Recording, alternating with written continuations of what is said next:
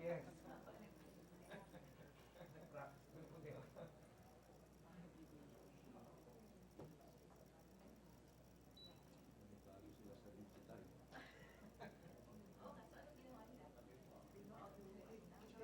Hopefully, when I stood here kanina, sabi ko, sabi ko, let's see. Ginawa ng very conscious sa feedback. Sabi ko, yung mga SD ko sa para sa tingin sila. Pagka nag-practice ka rin, tatayo siya eh. Nakatayo ako dyan. Nakatayo na ako. Sinasanglit kami namin sa kung namin sumalit na pag namin.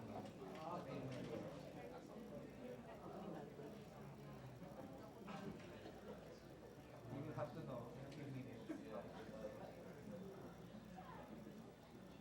Pag hindi mo mag-volunteer ako, essay ka na ako naman ang magbabasa sa akin, walang problema kanina. Sila rin naman eh. Sila rin naman eh.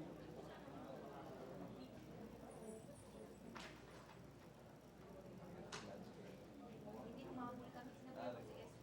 Ah?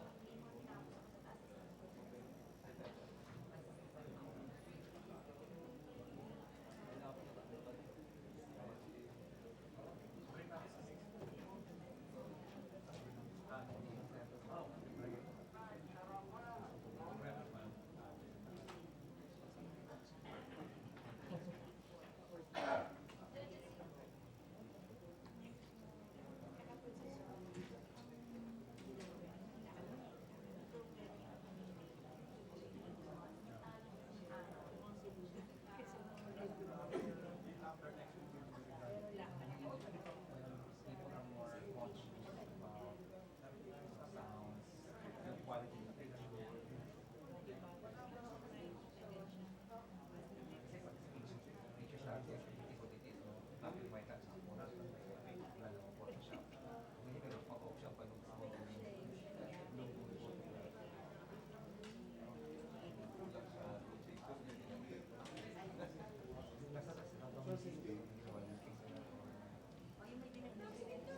Wala si sir.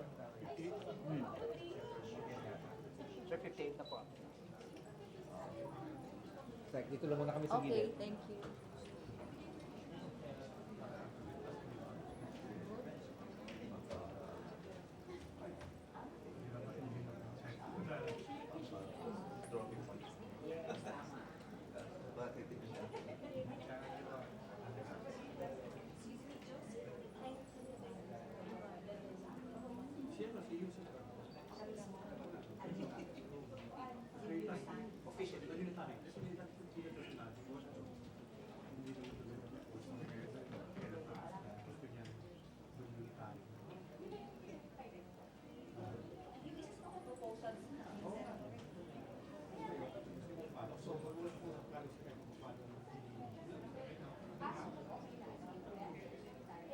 Bakit ito siya? Siya. Kasi siguro hindi niya nga masagot yung point ni bakit di na lang gulo pa yung good afternoon. Hi, good afternoon. Ma'am, this is for ma'am. Mamaya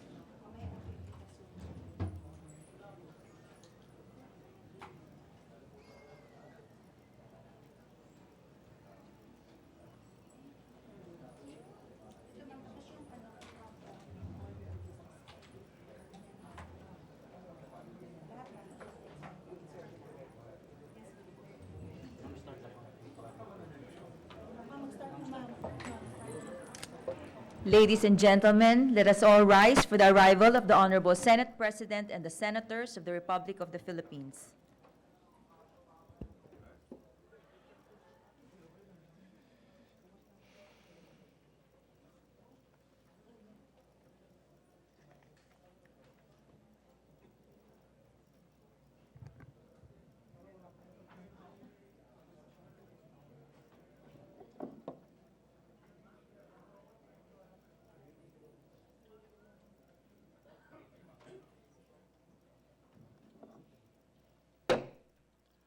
The 39th session of the Senate in the first regular session of the 18th Congress is hereby called to order. Senator Aquilino Coco Pimentel III will lead the chamber in prayer. As we gather today to pray like a family, let us put our hearts together in harmony by confining ourselves to these 3 moments. As I invite you to the first moment of reflection, let us remember our brothers and sisters who encountered devastation brought about by the Typhoon Tisoy. We commiserate with our victim brothers and sisters for their losses. We grieve with them. We thank you, Lord, for the spirit of resiliency, the sufficiency of material resources, and the grace of generosity and solidarity, which you have always been showering upon us. We recognize the glory that our Filipino athletes have brought and are still bringing to our country. I invite you to prayerfully reflect on the positive and beautiful events unfolding before us. The honor, glory, and value of hard work displayed by our Filipino athletes in the 30th SEA Games is nationhood in action. More than symbols, the gold, silver, and bronze medals are real faces of resiliency, excellence, and patriotism. On the second moment, we thank God for our athletes' heroism and successes. In a few days, we will be celebrating Christmas. Let this third moment be a moment of hope. We thank God for choosing us and entrusting us with this task to lead, serve, and direct our nation through legislation. Please, Lord, grant us strength, wisdom, and compassion in all of our work as senators of the Republic. To you, Lord, we lift our spirit. Amen. Amen.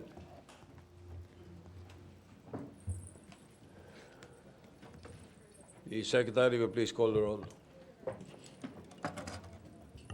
Roll call of members, the Honorable Senators Angara, Binay, Cayetano, De Lima, De La Rosa, Drilon, Gatchalian, Go, Gordon, Ontiveros, Lacson, Lapid, Marcos, Pacquiao, Pangilinan, Pimentel, Po, Recto, Revilla, Tolentino, Villanueva, Villar, Zubiri, Senate President Soto III. Excellency De La Rosa.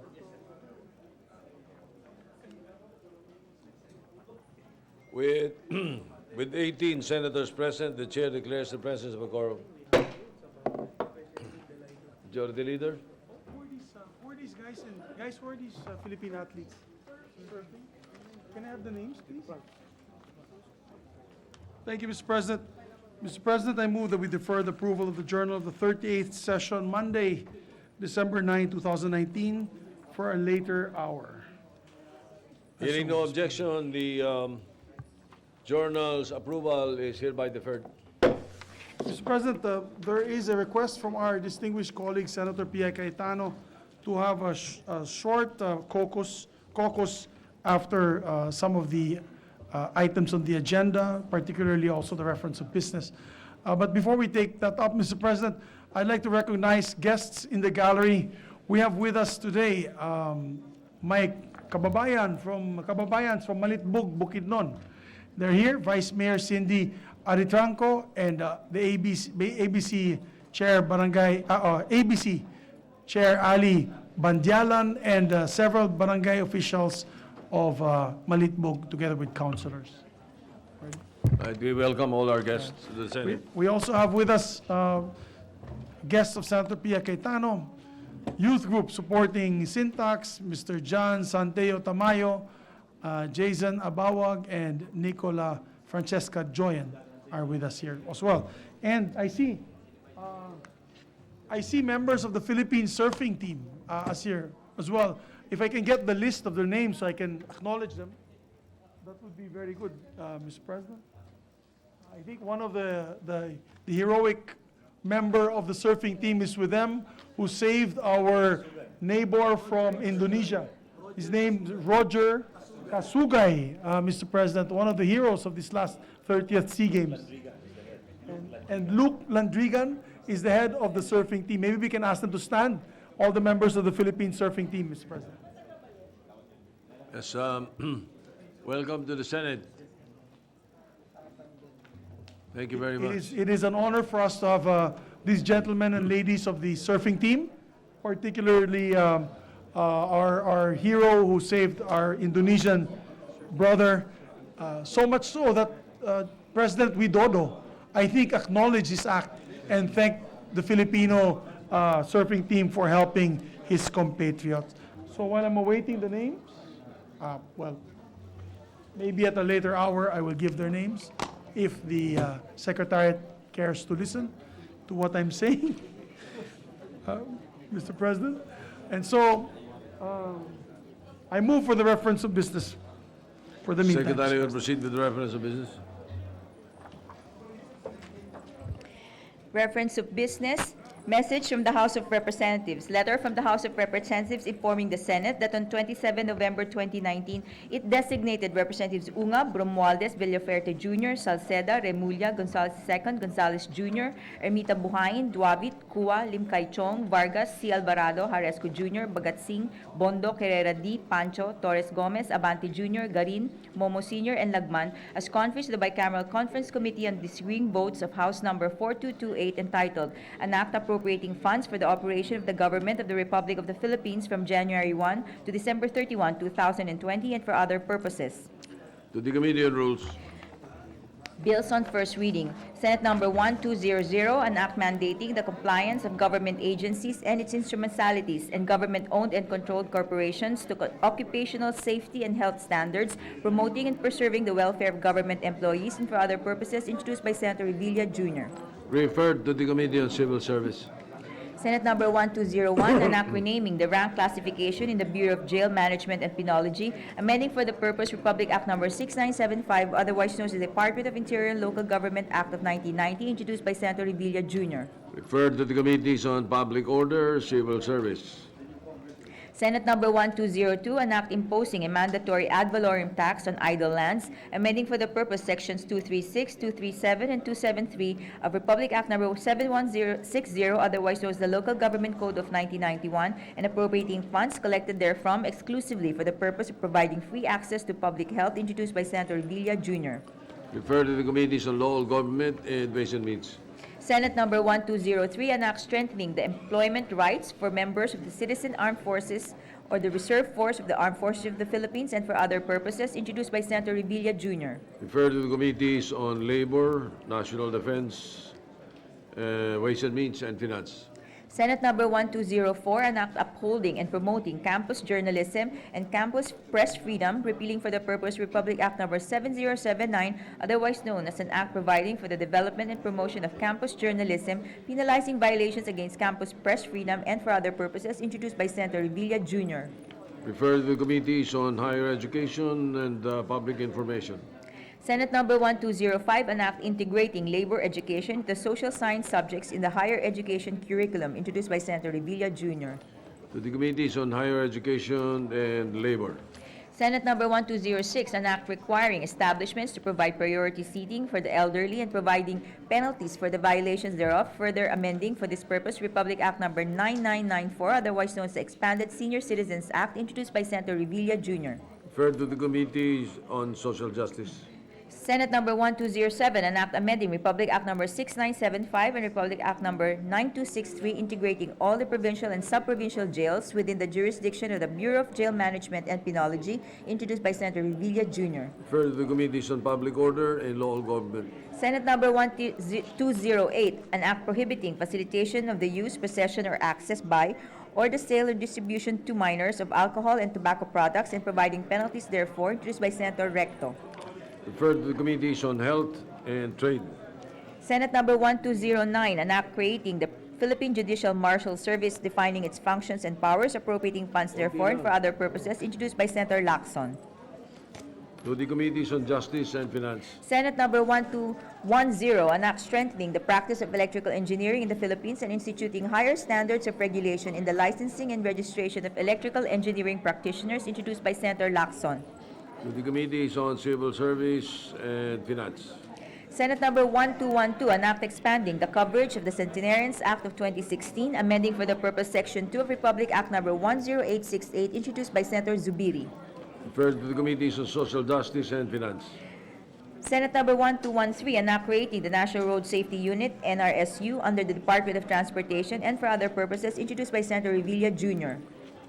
To the Committees on Public Services and Finance. Senate Number 1214, an act prohibiting discrimination on the basis of age, sex, civil status, color, economic status, ethnicity, medical condition, physical disability, political opinion or affiliation, race or religious belief, providing penalties therefore and for other purposes, introduced by Senator Villanueva. Referred to the Committees on Culture, Communities, and Social Justice. Senate Number 1215, an act amending Section 55 of Batas Pambansa bilang 881, otherwise known as the Omnibus Election Code, as amended, providing funds therefore and for other purposes, introduced by Senator Villanueva. To the Committees on Electoral Reforms and Finance. Senate Number 1216, an act declaring May 18 of every year as the National Higher Education Day, introduced by Senator Villanueva. To the Committee on Higher Education.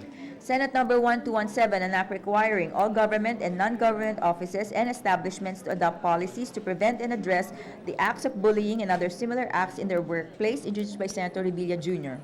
To the Committees on Civil Service and Labor. Senate Number 1218, an act integrating labor education, the higher education curriculum, introduced by Senator Villanueva. To the Committees on Higher Education and Labor.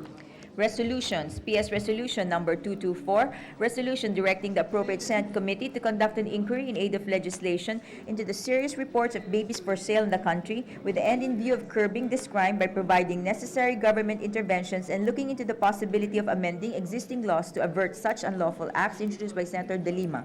To the Committees on Women and Public Order. PS Resolution Number 225, resolution directing the Senate Committee on Energy to conduct an inquiry in aid of legislation on the creation and timely implementation of Transmission Development Plan to ensure that the expansion of the electric power transmission grid is responsive to accommodate new power generation facilities in order to meet increase in electricity demand, introduced by Senator Gatchalian. To the Committee on Energy. PS Resolution Number 226, resolution directing the Senate Committee on Energy to conduct an inquiry in aid of legislation and the compliance of the Energy Regulatory Commission with its commitment to resolve with urgency the pending issues of the transmission grid operator for the benefit of all electric power end users, introduced by Senator Gatchalian. To the Committee on Energy. PS Resolution Number 227, resolution directing the Senate Committee on Energy to conduct an inquiry in aid of legislation on the operation of the National Power Transmission Grid to ensure the quality, reliability, and security of electricity nationwide, introduced by Senator Gatchalian. To the Committees on Public Services and Energy. PS Resolution Number 228, resolution directing the proper Senate committees to conduct an inquiry in aid of legislation regarding the status of basic and functional literacy of Filipinos, introduced by Senator Binay. To the Committees on Basic Education and Higher Education. PS Resolution Number 230, resolution commending Filipino surfer Roger Kasugay for exhibiting acts of heroism and bravery in order to rescue an Indonesian competitor during the surfing competition of the 30th Southeast Asian Games, introduced by Senator Go.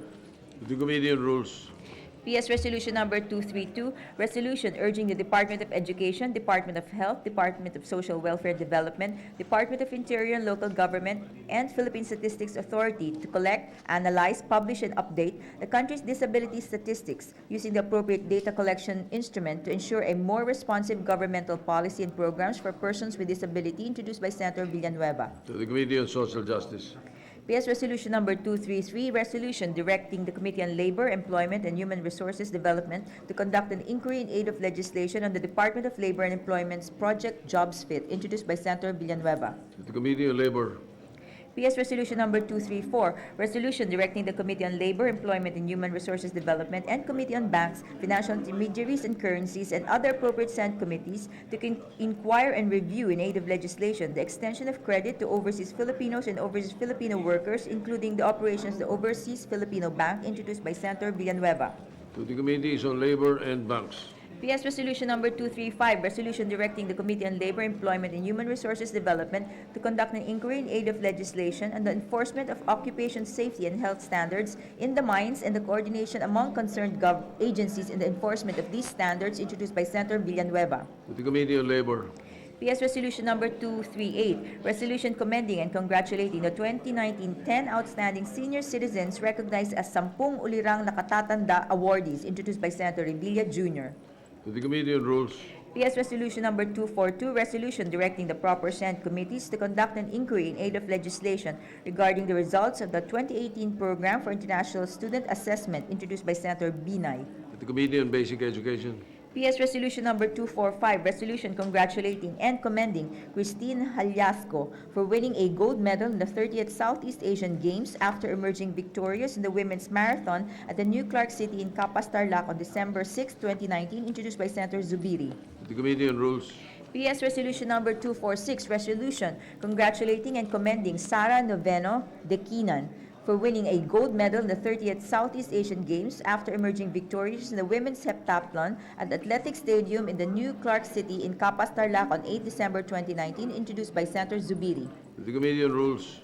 PS Resolution Number 254, resolution directing the appropriate Senate committee to conduct an inquiry in aid of legislation on the status and level of compliance with Presidential Decree Number 856, otherwise known as Code of Sanitation of the Philippines, for the purpose of determining the challenges and issues in its enforcement, with the end in view of proposing legislations that would further strengthen existing laws on sanitation and protect the Filipino people, introduced by Senator De Lima. The Committee on Health. PS Resolution Number 255, resolution honoring and commending Police Senior Master Sergeant Alice Balido for her act of bravery and heroism in helping save the lives of innocent people from grenade blast in Initao College in Misamis Oriental, introduced by Senator Angara. The Committee on Rules. PS Resolution Number 256, resolution directing the appropriate Senate committees to conduct an investigation on the poor showing of the Philippines for reading comprehension, mathematics, and science literacy among 15-year-old students in the 2018 round of the Program for International Student Assessment, with the end in view of formulating legislation and determining appropriate budgetary initiatives to support and improve ongoing efforts of the public and private sectors to raise the quality of basic education throughout the country, introduced by Senator Angara. The Committees on Basic Education and Finance. Committee reports. Committee Report Number 25, prepared and submitted jointly by the Committees on Local Government, Public Services, Public Works, Ways and Means, and Finance on Senate Number 1211, with Senators Tolentino and Recto as authors thereof, entitled An Act Amending Republic Act Number 7160, otherwise known as the Local Government Code of 1991, by expanding the scope of local government units' powers over local public transportation systems and for other purposes, recommending its approval in substitution of Senate Number 1012, taking into consideration Senate Number 1065, sponsor Senator Tolentino. The calendar for ordinary business. Committee Report Number 26, prepared and submitted jointly by the Committees on Civil Service, Government Reorganization and Professional Regulation, and Finance on Senate Number 1219, with Senators Recto, Go, Villanueva, Zubiri, Revilla Jr., and Angara as authors thereof, entitled An Act Modifying the Salary Schedule for Civilian Government Personnel and authorizing the grant of additional benefits and for other purposes, recommending its approval in substitution of Senate Numbers 49, 200, 1006, and 1136, taking into consideration Senate Joint Resolution Number 3, sponsor Senator Revilla Jr. The calendar for ordinary business. There is additional reference of business. Additional reference of business, messages from the House of Representatives. Letter from the House of Representatives informing the Senate that on 4 December 2019, it passed the following House bills in it requests the concurrence of the Senate. House Number 4851, entitled An Act Declaring May 18 of every year as National Higher Education Day. To the Committee on Higher Education. House Number 4952, an act declaring the waling-waling orchid as the national orchid of the Philippines. To the Committees on Basic Education and Environment. House Number 4953, an act declaring the balangay as the national boat of the Philippines. To the Committee on Basic Education. House Number 5070, an act providing for free freight services in the transportation of relief goods to calamity-stricken areas. To the Committee on Public Services. House Number 5490, an act renewing for another 25 years the franchise granted to Bicol Broadcasting Systems, Inc. under Republic Act Number 8092, entitled An Act Granting the Bicol Broadcasting Systems, Inc. a franchise to establish, operate, and maintain commercial radio and television broadcasting stations in Region 5. To the Committee on Public Services. House Number 1477, an act upgrading the Caraga National Hospital in Barangay Washington, Surigao City, Surigao del Norte into a tertiary level hospital, increasing its bed capacity from 150 to 500 beds and appropriating funds therefor. To the Committees on Health and Finance. House Number 5491, an act renewing for another 25 years the franchise granted to Cruz Telephone Company, Inc. under Republic Act Number 7961, entitled An Act Granting to Cruz Telephone Company, Inc. a franchise to install, operate, and maintain a telecommunications system throughout the Philippines. To the Committee on Public Services. And House Number 5568, an act creating a barangay to be known as Barangay Ginhalinan in the municipality of Barobo, province of Surigao del Sur. to the Committees on Local Government and Electoral Reforms. Letter from the House of Representatives informing the Senate that on 4 December 2019, it concurred with the Senate amendments to House Number 5437 entitled An Act Extending the Availability of the 2019 Appropriations for Maintenance and Other Operating Expenses and Capital Outlays to December 31, 2020, amending for the purpose Section 65 of the General Provisions of Republic Act Number 11260, the General Appropriations Act of Fiscal Year 2019. To the archives. Majority Leader. Thank you, Mr. President. Mr. President, I'd just like to inform the body that we'll take up one measure for sponsorship by the sponsor, Senator Bong Revilla, after which we will pass a resolution honoring our surfers, and then we will have a short caucus, Mr. President, as requested by the chairperson of the Ways and Means Committee. Therefore, Mr. President, I move that, but before we do that, we'd like to acknowledge the surfing team. I have the list now. Headed, of course, by their coach. Luke Landrigan is there with them, together with the godfather of Philippine surfing, Dr. George Canlas, who's one of the best, I think, bone surgeons for sports injuries, Mr. President. We have with them Nilby Blancada, Rogelio Esquivel, Jevi May Agudo, John Mark Tokong, Daisy Valdez, Edito Alcala, Ian Saguan, Roger Kasugay is the hero of the team, and of course their coach, Luke Landrigan. They're here with us, Mr. President. All right, welcome to our guests here in the Senate. That's what he said. Thank you, Mr. President. We have also with us in the gallery Secretary Sonny Dominguez of the DOF and the whole DOF family. And we have also from Pangasinan, he's the son of my colleague, former Mayor Lim of the town of Dagupan, famous Bangus. They have the Bangus Festival. It's the city of Dagupan. Here with us is his son, equally great and good public servant, Mayor Brian Lim is with us, Mr. President. All right, welcome to the Senate. With that, Mr. President, I move that we transfer from the calendar of ordinary business to special order Senate Bill number... Bong, ano yung sa'yo? 1219. After yan, sana. Kasi magbe-break tayo, picture taking, focus na. Sige, Bong naman. SSL. And then ito, resolution. Yes. Yes, for clarity, Mr. President, we decided to take up first just the sponsorship of the measure because once we approve the resolution, we'll have a photo opportunity. We'll be on break, so we can go into the lounge after that break. So, Mr. President, I move that we transfer from the calendar of ordinary business to special orders Senate Bill number 1219. I so move, Mr. President. Any objection? Hearing none, so transferred. Oh, I did see you.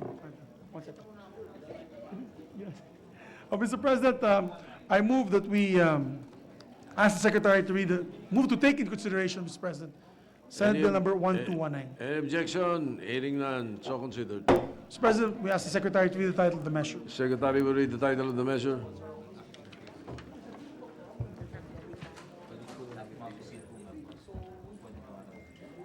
An act modifying the salary schedule for civilian government personnel and authorizing the grant of additional benefits and for other purposes. Mr. President, may we recognize the sponsor, Senator Bong Revilla Jr., for the measure. Senator Bong Revilla is recognized. Thank you, Mr. President. Mr. President, it has been emphasized time and again that human capital is an essential resource of any country.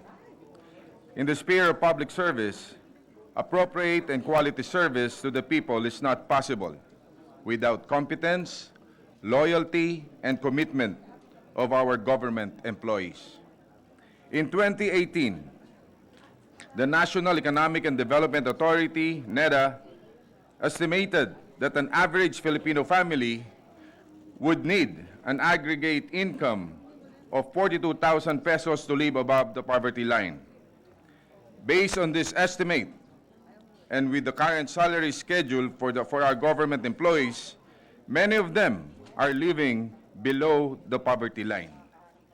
Ibig sabihin, Ginoong Pangulo, lahat ng empleyado na may mabababang antas na sahod ay hindi kumikita ng sapat para matustusan ang pangangailangan nila at ng kanilang pamilya. The need, therefore, to upgrade the salary of government workers, especially those in the level where majority of our employees belong, is urgent and necessary. It will not only motivate them to improve and excel in their respective fields, but will also give them the sense of pride in their work, a more dignified responsibility, and greater accountability. At the same time, Mr. President, competitive salaries will attract competent, outstanding, and fresh civil servants. I'm calling on this august chamber to join me in espousing for the welfare of our civil servants through the passage of Senate Bill number 1219 under Committee Report number 26, submitted jointly by the Committees on Civil Service, Government Reorganization and Professional Regulation, and Finance. This is an act increasing the salary schedule of civilian personnel in the government and for other purposes, or the Salary Standardization Law of 2019, which is a substitute bill for the measures filed by our colleagues. Senate Bill number 49, introduced by Senator Ralph G. Recto. Senate Bill number 200, introduced by Senator Christopher Bongo. Senate Bill number 1006, introduced by Senator Ralph G. Recto. Senate Bill number 1136, introduced by Senator Joel Villanueva. And taking into consideration Senate Joint Resolution number 3, introduced by Senator Juan Miguel F. Subiri. It was a hurdle for our Committee on Civil Service to come up with a substitute bill.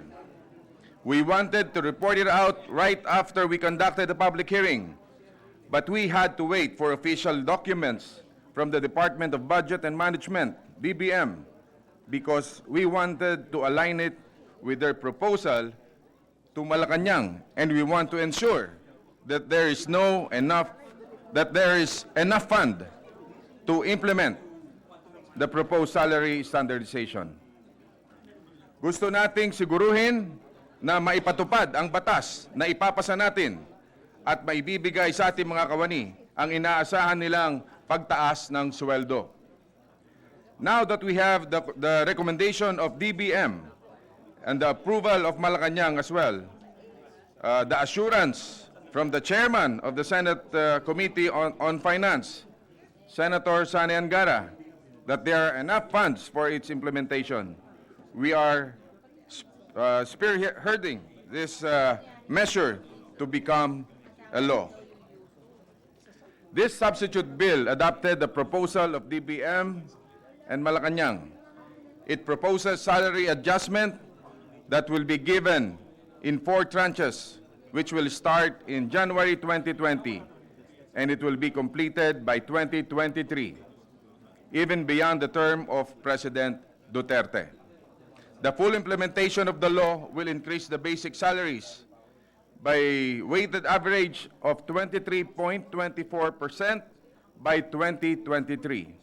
In effect, it will grant the highest increase ranging from 20% to 30% for employees in salary grade 10 to 15, and the lowest increase of 8% for salary grades 23 to 33.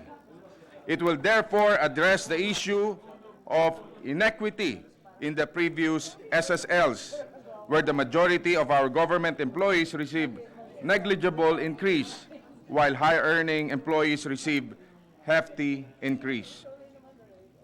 Mr. President, On the data from the DBM as of July 2019, there are more than 1.4 million government employees who will benefit from this proposed measure. This proposal gives premium to employees who are in salary grades 11 to 19, where most of our teachers and nurses belong. This government comprises 79% of the total number of government employees. For the implementation of the first tranche of the law next year, 33.15 billion will be needed, which will be funded from the Miscellaneous Personal Benefits Fund, MPBF, and any available appropriations under the 2020 national budget. Mr. President, in all honesty, the committee was ready to report out Senator Recto's SSL version, giving as much higher increase in salary of our government workers. But that proposal would cost us 138 billion for the first tranche only. It will definitely strain the government's coffer and affect its other flagship programs. Wala pong magiging saysay ang panukalang yon kung wala namang kakibat na sapat na pondo. This kind of measure has to take into serious consideration too the financial capability of the government. The allocation of funds for personal services should be realistic in proportion to the overall expenditure of the government. Marami din kailangan paggugulan at pagkakagastusan ng ating pamahalaan sa susunod na taon, tulad ng libreng pag-aaral sa kolehiyo, ang 4-piece program, the full implementation of the Universal Healthcare Law, ang Build, Build, Build o mga infrastructure projects at iba pa. Lahat ng yan ay nangangailangan din ng malaking pondo. At ang programang ito ay tiyak na mapapakinabangan ng ating mga kababayan kasama na ang kawani ng gobyerno. Mr. President, as part of the endeavor to provide our employees with compensation of the quality of service they render, the proposed measure also institutionalizes the mid-year bonus under the total compensation framework.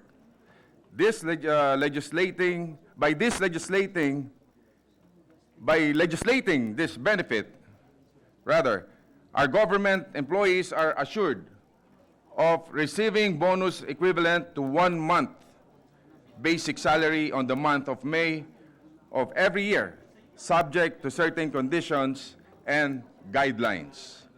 Similarly, in order to strengthen the employee suggestions and incentive award system, this bill categorizes the program on awards and incentives for service excellence or praise under the incentives component of the total compensation framework.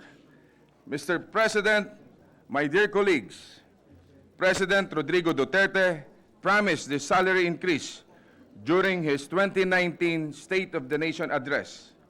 At nais po natin siyang pasalamatan para sa kanyang pagbibigay ng halaga sa ating mga kawani sa gobyerno. Kung maaari po nating sulitin ang kanyang suporta sa panukalang batas na ito, we humbly ask our President to certify this measure as urgent to enable us to passing this bill before the session adjourns for Christmas break. Most of us here in this chamber have expressed recognition of the urgent need for such salary increase. Tayo mga mambabatas ay hindi po makikinabang sa panukalang batas na ito. Ngunit isinusulong po natin ito para sa kapakanan ng ating mga empleyado at ng mamamayang Pilipino na pinagsisilbihan at pinaglilingkuran natin. Dito sa ating sariling bakuran sa Senado, ang mga staff na tumutulong sa atin upang magampanan natin ng tama at maayos ang kanilang mga tungkulin ay karapat-dapat lamang bigyan ng sweldo na katapat ng sipag at dedikasyon na ibinibigay nila sa kanilang trabaho. With the support of both the executive and legislative departments of our government, I am confident, Mr. President, that the benefits of the salary and standardization law will reach our civil servants by next year. Again, thank you very much at Merry Christmas po sa inyong lahat. Thank you. Majority Leader.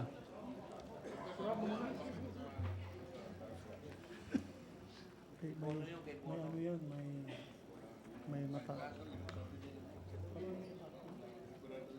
Talaga? Mr. President, may we recognize the Senate President Pro Tem, after which will be Senator Bongo and Senator Joel Villanueva. Senator Rob Recto, the pro temp. Thank you, Mr. President. Thank you, Majority Leader. Mr. President, dear colleagues, fellow workers in government, this bill is not a gift of one person or the result of the generosity of one institution. It springs from the grace of taxpayers who will ultimately pick up the 310 billion four-year tab of this bill. It will come from the tax on the water they flush down their toilet, on the phone calls they make, on the gas they will buy. I have to bring up this very important point because I believe that those who will provide cash must get the rightful credit. We are here to merely serve as midwives of this bill, birthing the legislation that will come from pockets of the sovereign. Having said that, let me express my thanks to the President, to the DBM Secretary, to the two Senator Bongs, and to all of us here on both sides of the aisle for working as one on this bill. The legislative tradition, Mr. President, is that when it comes to the appropriations bill, we only sponsor and highlight the expenditures. We seldom sponsor the revenues it will entail. So let me provide that perspective, a fact-based one. So we will come to learn not just the price tag of this bill, but also trace the historical rise of one of government's biggest expenses, the PS or personnel services.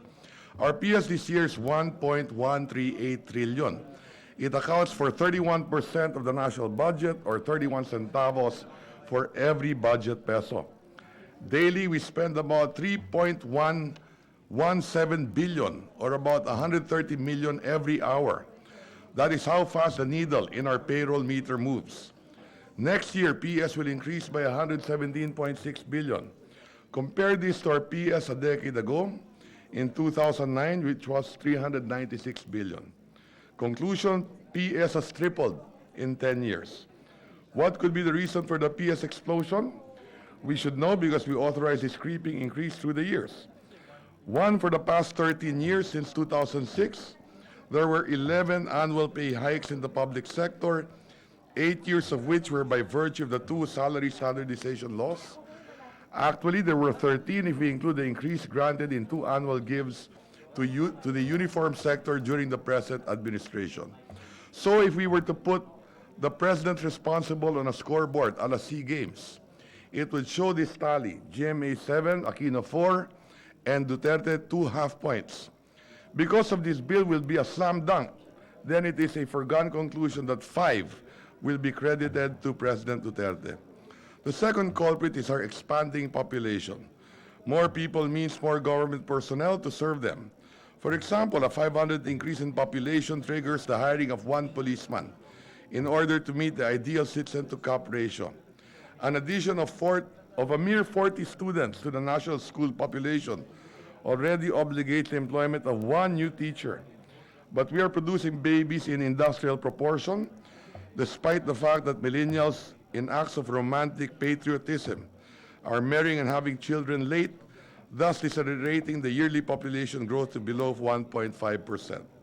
But these are still 1,480,000 new Filipinos a year, waving their tiny fists, and because each one must be fed, schooled, kept safe, and given health care, they are giving our economic managers a postpartum headache of the fiscal kind. And who wouldn't when the authorized national government workforce has ballooned to 1,863,000 positions, of which only 1,664,000 are filled this year. The impact of demographics on expenditures bring me to my theory of the 4 P's in budgeting. The P's stand for the pressure or make them powerful pressures on the budget. Allow me to take them off: population, price increase, or inflation; payroll, popular, or pogi point measures. A 2% increase in population compels us to raise the budget by the same percentage, meaning using 2020 figures, by 84 billion a year. If inflation is 3%, then the corresponding increase in expenditures would roughly be 126 billion. Payroll and pension is a cost driver to the tune of 140.6 billion in additional spending a year, using the average growth of the past 3 years. Popular measures or titles bear the standard seductive suffix free. Free healthcare, free college, free irrigation, free social pension, plus the mega billion CCT. Boosts our spending by at least $500 million a year. I mean, $500 billion a year. And there's the fifth P, public works, the shortage of which must be addressed and erased. So when the taxmen cometh to the Senate, the primary motive of their sales pitch is not the health of the people, but of the nation's fiscal health, whose charts have long been in the red. I actually sympathize with them because they have to raise the cash for the programs we love to take credit for.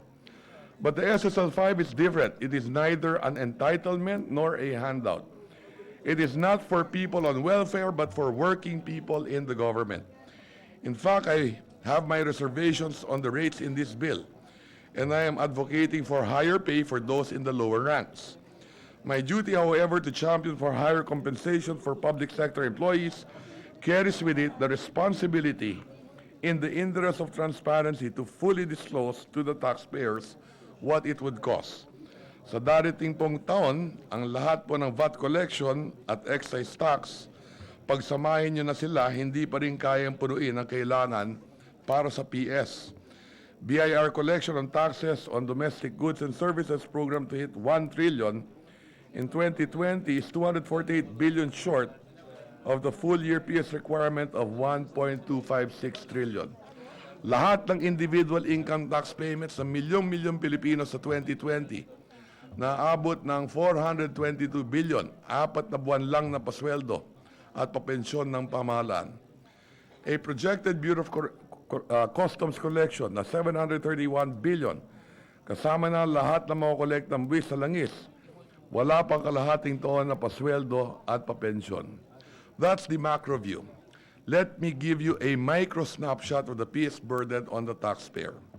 If one barangay Ginebra, for example in Batangas, would hire one policeman using their tax payment on their favorite drink, then they will have to down 25,719 bottles of the famous stainless na bilog to be able to raise a PO1's 415,000 annual base pay. Kung meron isang pinabili lang na suka pero naging assistant secretary at kung kukunin sa excise tax sa gasolina, ang buwan ng sweldo niyang 155,000 ay kailangan magpa-full tank ng 41,341 na motorsiklo para makalipon ng pampasweldo niya sa isang taon. At kung ang isang bayan naman ay kukuha ng isang guro at ang gagamitin pang sweldo sa kanya ay VAT at excise tax sa YOSI, then people will have to cough up taxes and fumigate their surroundings from 6,357 packs of cigarettes to raise the annual base pay of a teacher one.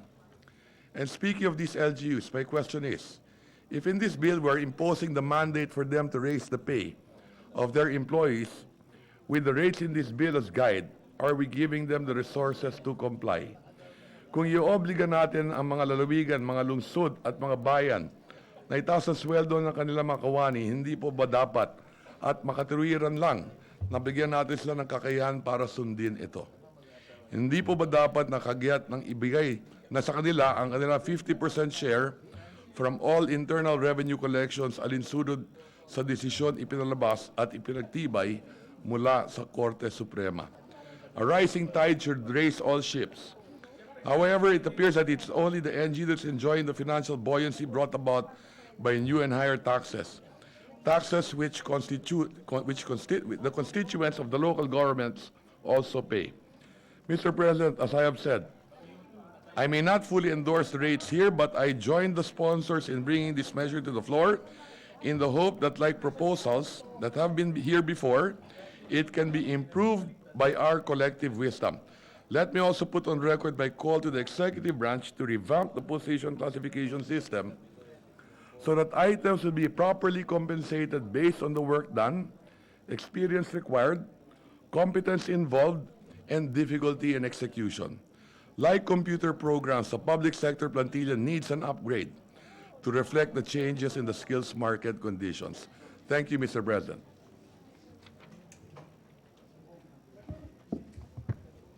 Senator Joel Villanueva is recognized. Thank you, Mr. President. Mr. President, honorable colleagues, pleasant afternoon. We'd like to express our wholehearted support to this measure which seeks to increase the salary of our government workers. Indeed, this measure embodies our aspiration to recognize the invaluable contribution of government workers to nation building. Although this representation originally proposed an average salary increase of 10% under Senate Bill number 1136, this measure is a welcome development as it will cover the country's 1.7 million career and non-career civil service workers. As Vice Chair of the committee, we'd like to commend our Chairperson, Senator Bong Revilla, na hindi na po gumamit, Mr. President, ng agimat para mapabilis ang measure na ito at makarating na agad dito sa plenaryo. More specifically, Mr. President, this representation support for this bill is anchored on three major grounds. First, nurses and teachers, two of the most vital professions that nurture our people, stand to benefit the most from this bill. The basic pay of government workers earning salary grades 11 to 13, or from 20,754 to 25,232 per month, is set to increase by at least 6% to 8% annually. Under these salary grades, you will find our overworked teachers who are sacrificing so much to serve in our congested and poorly equipped public schools. Meanwhile, as regards the salary of nurses, they will now be entitled to a minimum salary grade of 15 in light of the recent Supreme Court decision which upheld Section 32 of RA 9173 or the Philippine Nursing Act of 2002. Thus, under Salary Standardization Law 5, the position of Nurse 1 currently belonging to salary grade 11 with basic monthly pay of 20,754 will not only be reclassified as salary grade 15, which earns a monthly basic pay of 30,531, but will also enjoy a basic monthly salary of 32,053 pesos. This is equivalent to a 54.4% increase in their basic salary. Ginoong Pangulo, kung ako po ang tatanungin, no amount is enough to compensate for the sacrifices of our nurses and teachers. Therefore, this representation will always support salary modification reforms that hopefully will attract and retain our talent pool in these sectors. We will also continue crafting measures to further ease their burdens, such as but not limited to reforms that expand our health and education workforce and improve provision of facilities and equipment to complement their work. Second, Mr. President, it is worth noting that among all groups of wage and salary earners, government workers actually face the slowest annual income increase for the past 5 years. On average, daily basic pay of wage and salary workers in private households, family-operated activities, and private establishments grew by 6.6%, 5.9%, and 4.8% respectively. Meanwhile, the average daily basic pay of wage and salary workers in government and government corporations only grew by 2.1%. At ayan po, Ginoong Pangulo, ay nakikita natin sa ating board. This is despite the enactment, Mr. President, of Salary Standardization Law in 2015 that modified the compensation of government personnel.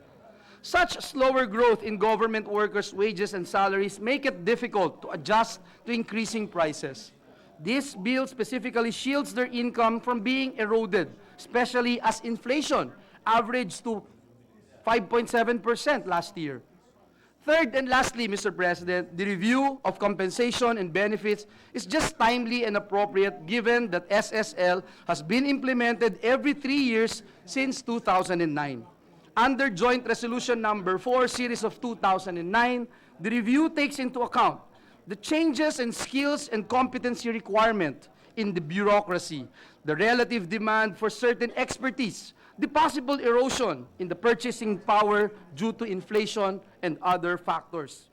This representation would like to stress that this is well-deserved salary increase for our government workforce and recognition of the skills and talent they have been patiently devoting to fulfill their challenging duty as a pillar of public service. It is in this light that this representation would humbly ask our fellow members of this chamber to ensure the immediate passage of this bill.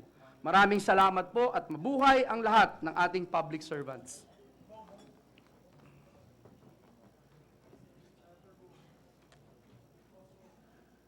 Senator Bong Malasakit Go is recognized. Mr. President, it goes without saying that civil servants, with the various roles that they play in the echelons of our bureaucracy, are the backbone of the government. It is through their hard work that we are able to fulfill the duties and mandates that have been tasked to us by the Constitution and our laws. It is through their commitment and dedication that we are able to deliver our programs and services to the Filipino people. But all the hard work and sacrifices that they have done for the government and their fellow Filipinos have not been fully reciprocated. The benefits and the salaries that they now receive remain insufficient and generally below market levels.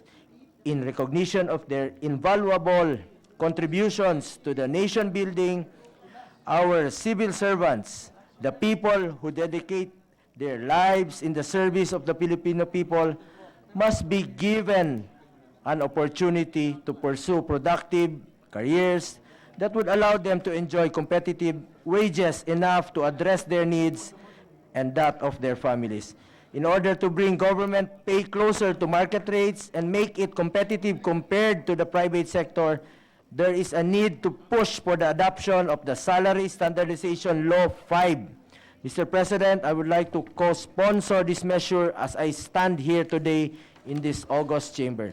No less than President Rodrigo Roa Duterte has emphasized the necessity and timeliness of this proposed measure. In fact, during his last State of the Nation address, the President urged the Congress to pass the new salary standardization law to increase the pay of government workers, including public school teachers and public hospital nurses. If passed into law, the minimum basic salary of a first-level government employee will be increased from 11,068 to 13,000 to remain competitive with the prescribed minimum wage in the National Capital Region. For one, SSL 5 will give public school teachers with salaries that are higher than the private sector by around 65 to 87%.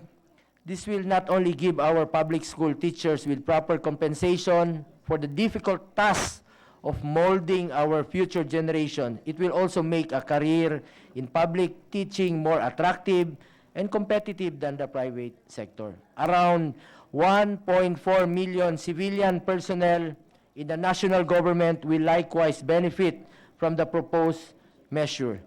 The President wants nothing less than a complete and holistic approach to the salary increase, meaning he wants all government employees to receive an increase. This necessary reward for our civil servants has been a long time coming, Mr. President. It is high time that we recognize their work and accomplishments with the salary increase they deserve. I am also confident that with this act of gratitude and goodwill, our government employees will become more motivated to be in the service of the government and our people. Thank you, Mr. President. Senator Sani Angara is recognized. Thank you, Mr. President. We just want to commend our friend, the chairman of the Committee on Civil Service, and the other authors of the bill, and we just want to state for the record that the budget that we passed on third reading has at least 32 billion allotted for this bill to ensure that it does not become an unfunded mandate, Mr. President, like some of the laws that are passed. So congratulations to the people behind the measure. Thank you, Mr. President. Majority Leader. Senator Risa Ontiveros, recognized. Thank you, Mr. President. Mr. President, I would like to also co-sponsor this bill on behalf of our government workers and our public sector unions. Our valiant government workers, they who quietly toil to ensure the bureaucracy best serves the needs of our people, deserve no less. Ang susunod na gampanin ay ang pagpaparegularize ng lahat ng nagtatrabaho sa gobyerno. Kasama na po yung mga job order, contract of service, at iba pa. Marami pong salamat, Mr. President. Majority Leader. Thank you, Mr. President. Mr. President, Senator Gordon.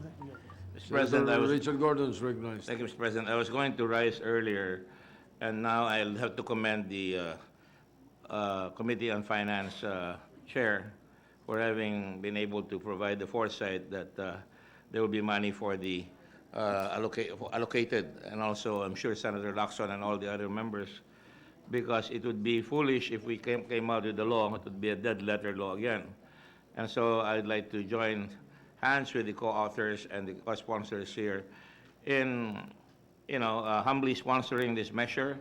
In the state of Singapore, the government officials and employees are quite well paid, and that is why they have a smooth-running government. It is based on firmness and fairness at all times, and when we pay our people well, I think it is obvious that they are going to perform a lot better. And so I join with all the rest of the sponsors in sponsoring this. Thank you very much, Mr. Chairman. Mr. Thank President. you. Majority Leader. I believe the Senate Minority Floor Leader would like to be recognized, Mr. President. Senator Frank Drilon, Minority Leader, is recognized. Thank you, Mr. President. Will the gentleman sponsor, Senator Revilla, yield the floor to a few questions? It's up to the sponsor, although we are not still in the period of interpellation. But it's up to him. Just have to wait for the DPM. Go ahead, Your Honor. My honor. Just one question? Now, I first, will yield for just one question, Mr. President. oh, you are Just giving me joking. not that It's an many honor. choices, but to ask a question. Firstly, okay, can I have two questions, Mr. President? Just a second. All right. First question. The gentleman from Aurora, Senator Angara, asserted and confirmed that about 32 billion is in the proposed 2020 General Appropriations Act. Question, Mr. President, do we need this law if there is already an appropriation? Yes, Your Honor. We need the law. Why is there that need? Oh, that's not my second question. It's a follow-up question. Why, in other words, without this law, can we not implement the General Appropriations Act once it's become a law in January 1, 2020? Mr. President, kasi po with this SSL 5, bali 4 tranches po ito. Sorry? 4 tranches. Yeah, but Hindi lang- that's beside. My question, Mr. President, is if we do not pass this law, can the General Appropriations Act, which appropriates 32 billion in salary increases, not be implemented?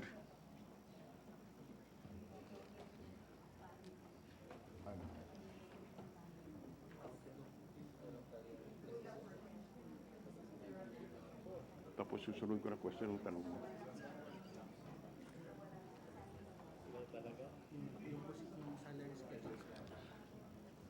Where's the break?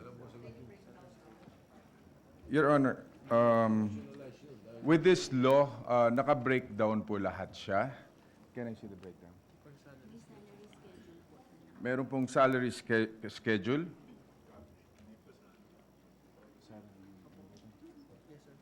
Like for salary grade 1, like 11,551. For salary grade 2, 12,000. 276. Yes. Kung isa-isahin po natin dito hanggang... No. We note this, we note that in the committee report. The question, I guess, is when the Committee on Finance figured or calculated or indicated that the salary increase will cost 32 billion next year, I assume they had this, it was based on the salary schedule found in the bill, Mr. President. In other words, we would like to think that the Finance Committee did not just pick this figure up from the air, but based it on some schedule. And we assume that the schedule is the one that is found in this committee report. Is the 32 billion only for 1 year?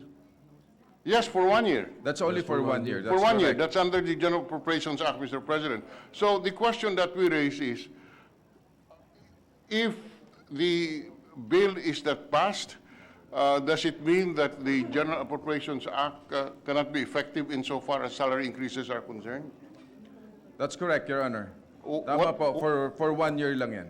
No, what is correct, sir? That we cannot implement the salary increase? No, we can... We Through an can. executive order, we can implement your Mr. President. By executive order, Pero ito po, by law, so by next year, isasama na po natin automatic sa ating pong budget. At least, maybe, Mr. President, we Four can give the tranches. good sponsor another chance to review the situation. We will postpone further questions until the next session. But just the second question that I want to raise, but this is the question actually of Senator Lito Lapid, endorsed by the majority leader, and I am just a Conduit. messenger here. Conduit. Oh. Okay. Tinatanong po nila, bakit naka-dark glasses yung sponsor? actually, Your Honor, I have an allergy. According to Senator Pacquiao, nasuntok daw. Totoo po ba yun? Nasuntok ni Lani, Mr. President. Salamat po, Nahuli. Mr. President. Joke only. We But, suspend our interpretation until the next. Thank you, Minority Leader. Thank you, Mr. President. The minority floor leader was just being naughty, Mr. President, today. Yes, perhaps, no, the answer lies in section 14 of the committee report. Yes, but Anyway. to allow our colleagues to study the measure further, Mr. President, move to suspend consideration of the same. Any objection? Hearing none. Consideration of measures suspended. Thank you, Mr. President.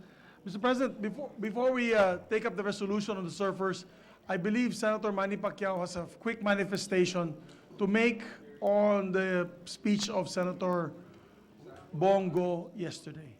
May we recognize Senator Manny Pacquiao? Senator Manny Pacquiao, the champ, is recognized. Thank you, Mr. President.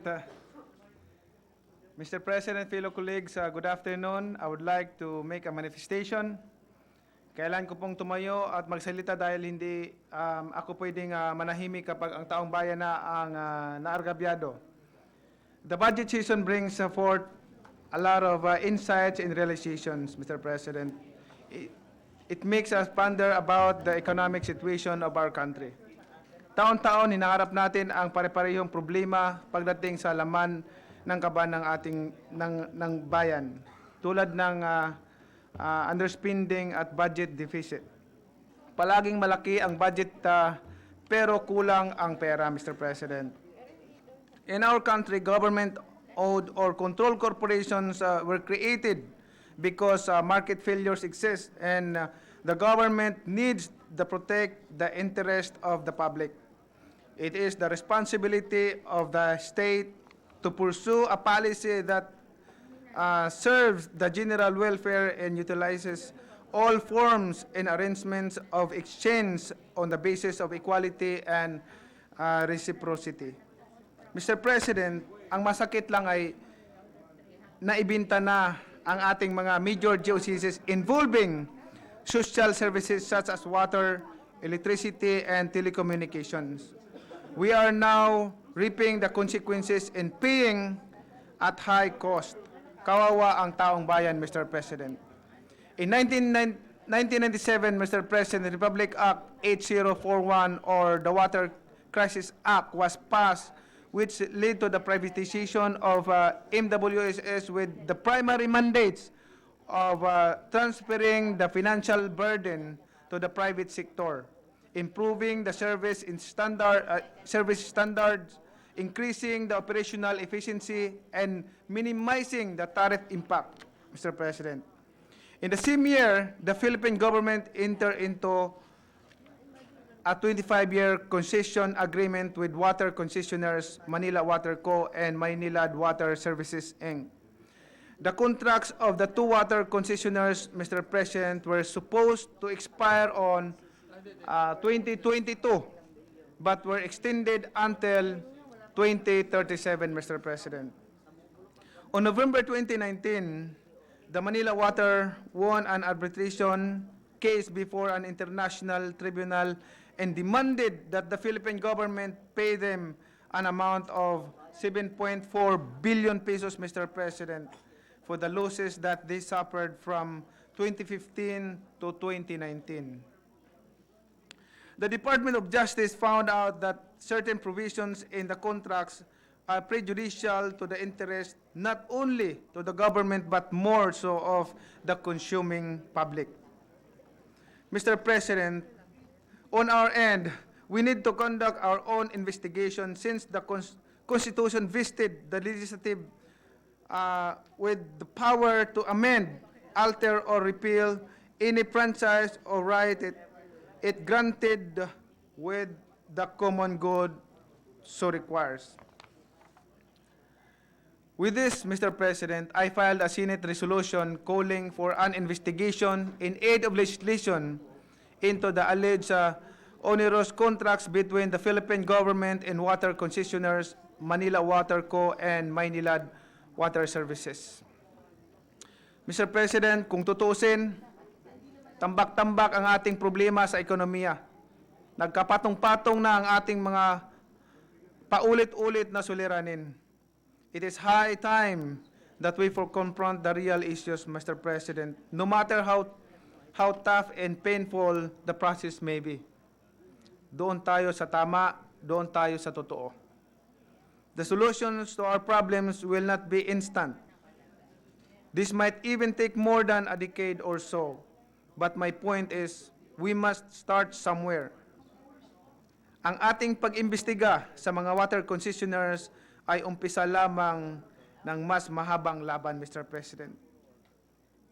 We are solution providers. We will look for ways to uphold the interest of our fellow Filipinos and secure the future of the succeeding generation, Mr. President. Yun po ang masakit sa bansa natin. Masyadong napagsamantalahan in reality, Mr. President, masyadong napagsamantalahan ng mga corrupt na mga politician, Mr. President. Kaya ang mga tao nagsuffer. Kaya ang mga tao naghihirap sa bansa natin dahil hindi inisip yung kapakanan ng gobyerno, hindi inisip ang kapakanan ng mga mamayang Pilipino, kundi iniisip ang mga individuals, private sectors, Mr. President. Yung mga malalaking mga business sector, Mr. President. Nakakagalit. Pero kailangan natin kontrolin ang ating sarili, Mr. President. At idaan na lamang sa legislation at ayusin ang lahat ng mga problema. Kailangan natin magtulong-tulong. Hindi kaya ng Presidente isolve ang problema ng ating bansa, kundi kailangan nila tayong lahat magkaisa para natin ma-resolve ang problema sa ating bansa. Kasi kung hindi mangyari yon, na magkaisa tayo, walang mangyayari sa bansa natin at lagi lang din tayong mag-uusap about sa problema kung walang solusyon na ginagawa. Maraming salamat, Mr. President. Majority Leader. Thank you, Mr. President. Mr. President, Senator Risa Ontiveros also would like to be recognized for a quick speech on human rights, Human Rights Week. Senator Risa Ontiveros recognized. I'm sorry. Before I recognize Senator Risa Ontiveros, may I move that the speech of the senator from Sarangani in Mindanao be referred to the Public Services Committee, which was the referral of the speech of Bongo yesterday. So moved, Mr. President. Yes. So hearing no objection, so referred. Thank you. We Senator recognize now Rivera. our distinguished lady senator. Yes, Senator Tiveros. Thank you, Mr. President. Good afternoon, Mr. President, my dear colleagues. Today is December 10th, the International Human Rights Day. At sabi pa ni Bono kanina, you can't compromise on human rights. Binanggit din po ng gentleman from Zambales kanina, si Bono. So, while we cannot be celebratory of any non-compliance with our international commitment to respect, protect, and fulfill our human rights obligations to our fellow Filipinos today, nor even greet each other Happy Human Rights Day in a festive, joyful mood, there is something that we need to do today. That is to remember. Remember the lesbian couple who was not entitled to a home in a relocation site because they were not considered as a family. 2 lesbian-headed households, one with an elderly lesbian couple, and the other a lesbian couple raising a child, who were excluded from the potential list of grantees. Where are they going to live? Where are they going to raise their child? Remember the gay teacher who dressed up as a bride in a non-school and personal event, which was used by officials of the private school as a ground to terminate his employment. How is he going to earn his keep? How is he going to feed his family? Remember the second-year high school student from Batangas who committed suicide due to depression when he was outed by his classmates. What do we tell his parents, his friends? The truth is that as a nation, most especially recently, we seem to have been proud of not having a full human rights culture. That as a concept, in our context, that it's not that important, that it's elitist and Western, that it simply doesn't apply. But then again, to every lesbian, gay, bisexual, transgender, queer, intersex, asexual person who are equally capable and equally well-meaning, tax-paying citizens of this country, how do we explain to them when they're not hired for work, when they're suspended from class, when they're not allowed to graduate, when they cannot enter certain private establishments, that they're not our equal, that we have more rights than them? What do we tell gender non-conforming children who, as young as 11 years old, who keep on hearing things like ipako sa krus, or salot sa lipunan, or anak ka ng demonyo? How do we explain to the young generation the deaths of Richelle Bequilla, Jordan Borabien, Rolando Apolinario, Joyce Florance, Alex Nodado, Jennifer Laude? As legislators, we owe young Filipinos the truth that there is so much more to be done in terms of realizing equality as a human right. Not special rights, but same rights. Not for us, the privileged, but at least for our kids, to whom we tell every day that they can be whoever they want to be, that they can dream, they can love, they can live their lives to the fullest because they are accepted, because their rights are protected, because we made sure that in the eyes of the law, we are all equal. A bit of recent news, Mr. President, my dear colleagues. Last November, a major airline hired the first trans women as flight attendants. Describing the experience, Jess Labares, the 24-year-old beauty queen cabin crew, expressed her gratitude to Cebu Pacific in behalf of the LGBTIQA community. She said that, quote, "We are now slowly accepting and respecting individuality, uniqueness, and expression," close quote. Mikey Vitug, just like Jess, felt honored and humbled. In her post, she said, quote, "This is something new, and I hope it will spark a change sa kung paano ang pagtingin ng mga tao sa mga trans woman na hindi kami i-box or i-stereotype kasi tao din naman kami, capable din kami, normal lang din kami na tao." Close quote. Mikey also has a message for the LGBTIQA community. To those people who are afraid of going out of their comfort zone, to those people who want to make a change but keep on holding themselves back because of prejudice, judgment, and discrimination, just listen to your heart and to make it happen because nothing is impossible. I applaud Cebu Pacific for being accepting, non-discriminatory, diverse. Jess and Mikey's achievements are not only personal moments, but milestones in the movement that we should celebrate and emulate. Mr. President, my dear colleagues, as we commemorate International Human Rights Day today, let's not forget those who have suffered and struggled for our rights. Let's not forget how far we have gone and how even further and longer we need to go to make equality a human right, a basic, fundamental, inalienable right for everyone. Until then, we remain hopeful that the minds and the hearts of our fellow legislators will be open and filled with a sense of fairness, justice, and love. Until then, we will keep on fighting until we win. And to get there, I'll just hold on to Mikey Vitug's words that nothing is impossible. Marami pong salamat. Majority Leader. Women.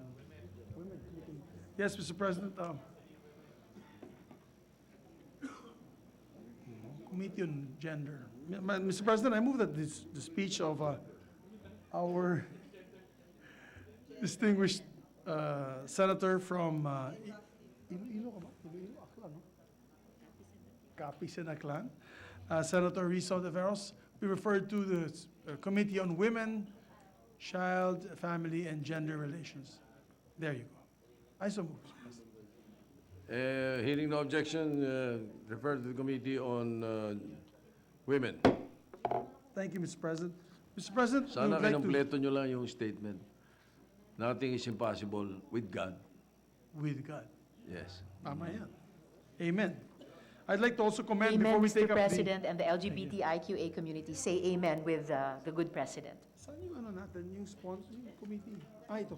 Mr. President, we'd also like to commend Senator Richard Gordon. Today, we had a visit in the Red Cross by the global icon Bono of U2.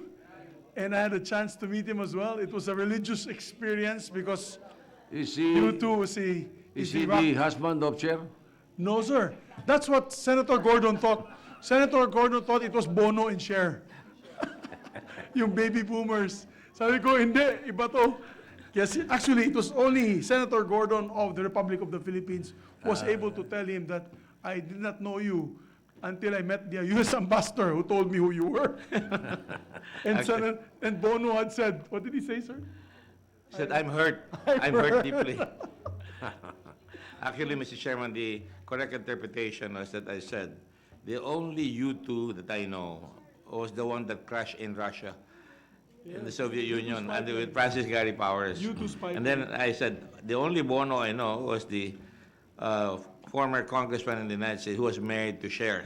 And I didn't continue anymore because I said that Bono had good taste because he had a wife called Cher. And today, they were there, and I'd just like to thank Senator Subiri.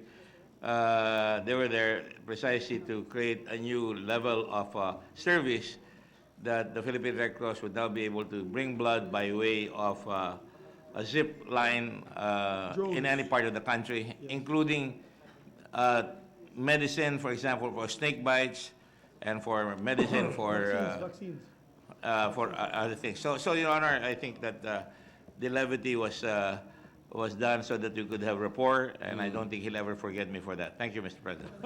Sure. Yes, sir. All right, I don't so- think he'll ever forget Senator Richard Gordon. He actually knows that Senator Gordon's favorite song is The Impossible Dream. Oh, so in his speech in front of the media, he said that taking note of Senator Gordon's favorite song, Impossible Dream, this dream is possible. Sabi niya ganyan. So, Mr. President, just a quick manifestation. Mr. President, I move with the permission of the body on another very important matter that we consider proposed Senate Resolution number 230, taking in consideration Senate Resolution number 258. I so move, Mr. President. Any objection? Hearing none, so considered. May we ask the Secretary to read the title of the measure? Secretary will read the title of the measure and later insert into the records the text. Resolution commending Filipino surfer Roger Kasugay for exhibiting acts of heroism and bravery in order to rescue an Indonesian competitor during the surfing competition of the 30th Southeast Asian Games. Bong, ikaw mag-sponsor? Mr. President, may we recognize the sponsor of the measure, Senator Bong Go. Senator Bongo is recognized. Mr. President, an athlete's ultimate goal in any competition is to bag the gold medal. But on December 6, 2019, at the height of the men's longboard surfing competition of the 30th Southeast Asian Games at Mona Lisa Point in San Juan, La Union, a Filipino surfer named Roger Kasugay set aside that goal. Kasugay chose instead to help Arif Nurhidayat, his Indonesian competitor, who was being hit by big waves after his leash snapped and he was separated from his surfboard. Kasugay made Nurhidayat climb up his board, and together they rode to the safety of the shore and the applause of onlookers. That moment is the epitome of the official slogan of the 30th Southeast Asian Games. Roger Kasugay showed us what we win as one truly means. The Filipino people beam with pride for his selfless act, which exemplified the Filipino value of bayanihan. Indonesian President Joko Widodo, who himself thanked Kasugay, said it best: winning the competition and upholding sportsmanship is important, but humanity is above all. It is therefore my honor and privilege to sponsor proposed Senate Resolution number 230 commending Filipino surfer Roger Kasugay for exhibiting acts of heroism and bravery in rescuing an Indonesian competitor. Nais ko rin po ibahagi na ng mapag-alaman ko po ang kabayanihang ginawa ni Kasugay. Agad ko siyang tinawagan, kinontak ko po siya sa pamamagitan ng kanyang coach. Nagkausap po kami sa telepono noong December 8 ng gabi at sinabihan ko siya, manalo man siya o matalo, makakatanggap po siya ng Order of Lapu-Lapu Award mula po kay Pangulong Rodrigo Duterte. Ngunit kahapon, December 8, pinakita ni Kasugay na lahat na maaari niyang gawin upang makapagbigay karangalan sa ating bansa ay gagawin niya at nakamit nga niya na ating dakilang surfer ang gold medal sa men's longboarding category. Walang dudang si Kasugay ang hero ng 30th Southeast Asian Games. Aside sa mga arnis ni Senator Mig Subiri at sa mga kickboxing ni Tol Tolentino. Ano ba yun sa inyo? Walang duda, lahat po ay hero para sa amin. And in fact, ay bibigyan po ng parangal ni Pangulong Duterte, bibigyan niya ng Lapu-Lapu Award ang lahat po ng gold medalist, silver medalist, at bronze medalist. Bibigyan niya ng parangal sa Malacanang sa December 18. Pinaunlakan niya po ang ating imbitasyon ngayon, na makasama siya ngayon, kaya hinihiling ko na bigyang pugay po natin siya. In interviews, Kasugay humbly said that it's normal for surfers to help one another. His statement gives us a glimpse of spirit of brotherhood and camaraderie that exists within the surfing community. Thus, we must also recognize the men and women who share the same passion with Kasugay and help form his character. It is the first time that the SEA Games had surfing as one of the competitions conducted. With us today are the other members of the Philippine surfing team who also brought immense pride and honor to our country. Nilby Blancada, who bagged a gold medal, Rogelio Esquivel, silver, Jebi May Agudo, silver, John Mark Tocong, bronze, Daisy Valdez, 2 bronze medals, Edito Alcala, Ian Saguan. Nandito po sila at kasama ang kanilang coach na si Luke Landrigan at ang United Philippine Surfing Association President Dr. Jose Raul Canlas. Team Surfing Philippines garnered the most number of medals in the 30th Southeast Asian Games surfing match. We won a total of 7 medals, 2 gold, 2 silver, and 3 bronze medals. Mabuhay po kayo. Ang puso, ang tapang at galing ng inyong pinapakita ay nagpapatunay na karapat-dapat suportahan ang mga atletang Pilipino at pagtuunan ng pansin ang long-term sports development. With the performance of the whole Philippine delegation, especially the heroic act and podium finish of Kasugay, our hosting of the recently concluded surfing sports event has been successful indeed. We did not only garner the most number of gold medals, we were also able to show to our neighbors and even the world the best of the Filipino athletes and the Filipino people. Mr. President, my distinguished colleagues, it is for these reasons that I seek the Senate's approval of this proposed Senate resolution commending Filipino surfer Roger Kasugay for exhibiting acts of heroism and bravery in rescuing an Indonesian competitor during the surfing competition of the 30th SEA Games. Thank you, Mr. President.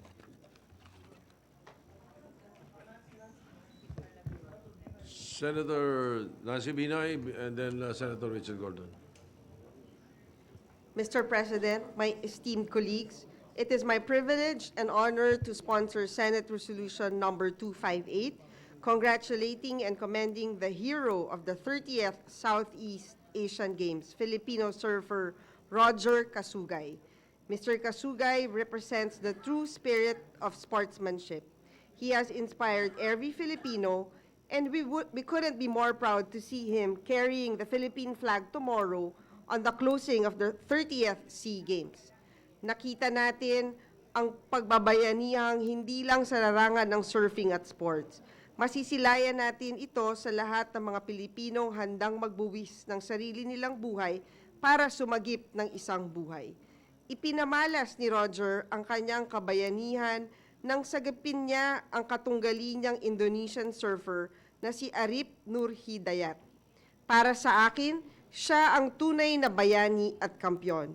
He is a winner 1,000 golds over. You can always have a chance to get a crack at the gold, but you will never have a chance to get a person's life back.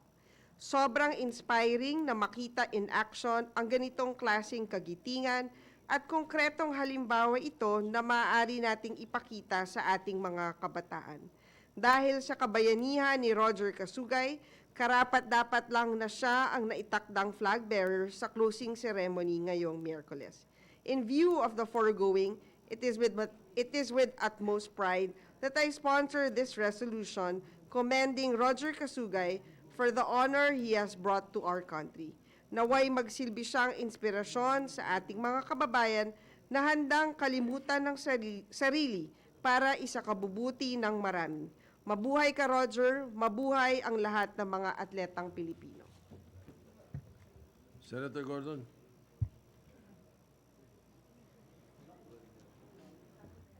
Thank you very much, Mr. President. Mr. President, I join with our colleagues on this wonderful resolution honoring not only courage on the field, but courage outside the field. That shows the character of a Filipino athlete by the name of Roger Kasugay, who was sure to have gotten a gold medal, but in the process got the gold medal for character, Mr. President. Now, Mr. President, many of our athletes, and I'm not making a blanket accusation, compete because of glory and because of future dividends by way of advertising. I will not blame them. In fact, I will extol them, Mr. President.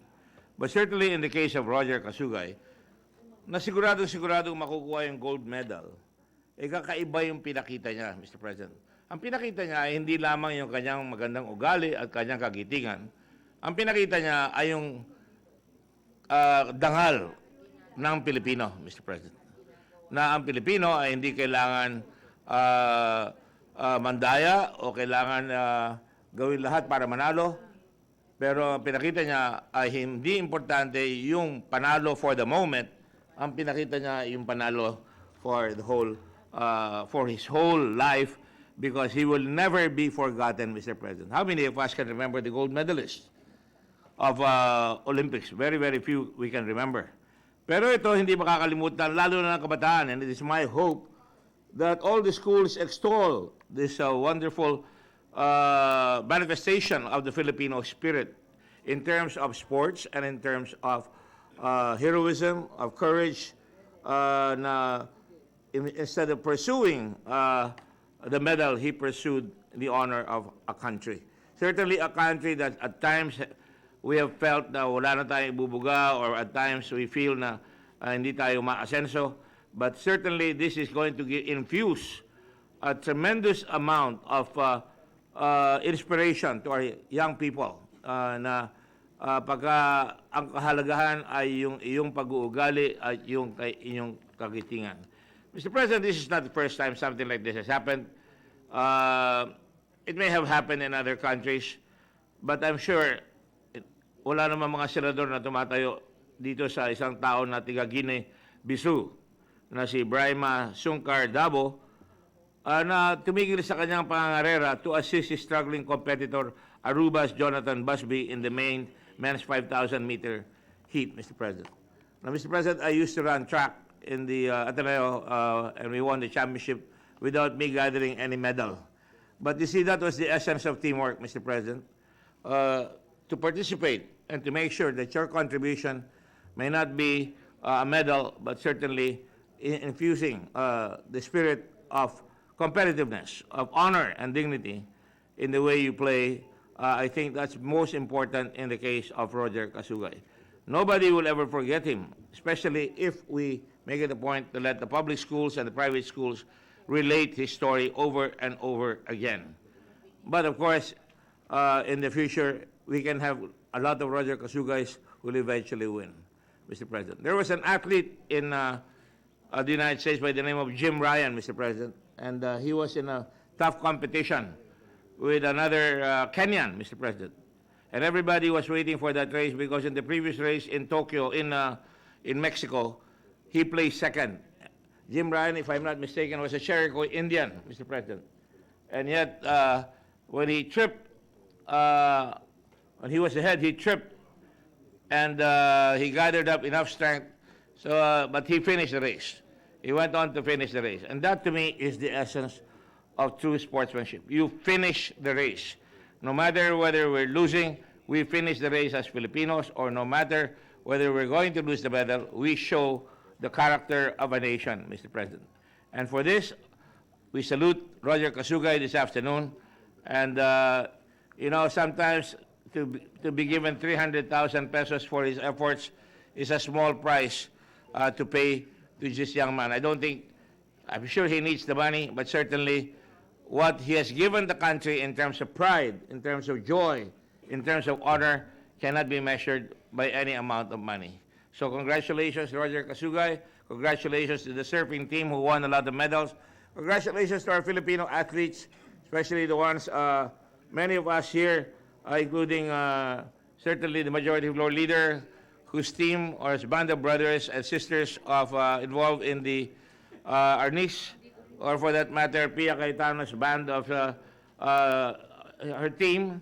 Certainly, the thing that the elan that is being exhibited by our football team, especially the women and the men, or the volleyball team that beat the Thais for the first time after 4 attempts, Mr. President, This is something that is happening in our country that shows now when we're exposed to competition, the tough gets going.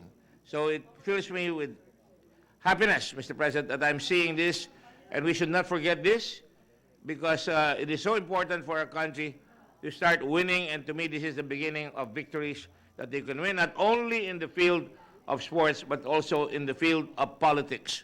And in politics, we don't have to win everything, but we have to make sure that we lead by example in our competitiveness to win an office, and make sure that we do so for country and not for self.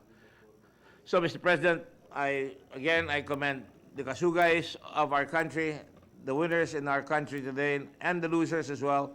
In our book, nobody loses here in this Southeast Asian Games, because they all showed that the Filipino can and will prevail no matter what. Thank you very much, Mr. President, and mabuhay kayong lahat ng mga atleta natin.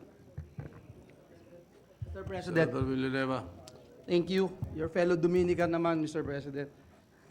Yes, sir. Mr. President, I'm supposed to just move to insert for the record this short speech, but today I'm just so happy to see a good friend of mine, Dr. George Canlas, who shared with me Romans chapter 13 that says, "Give honor to whom honor is due."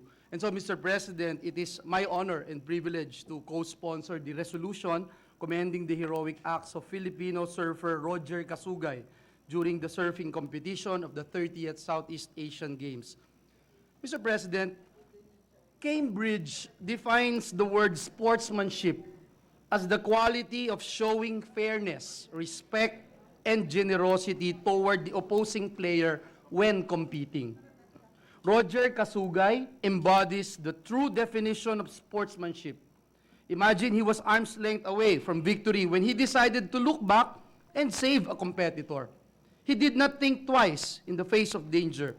The waves of La Union were quite challenging and made even more difficult because of Typhoon Tisoy.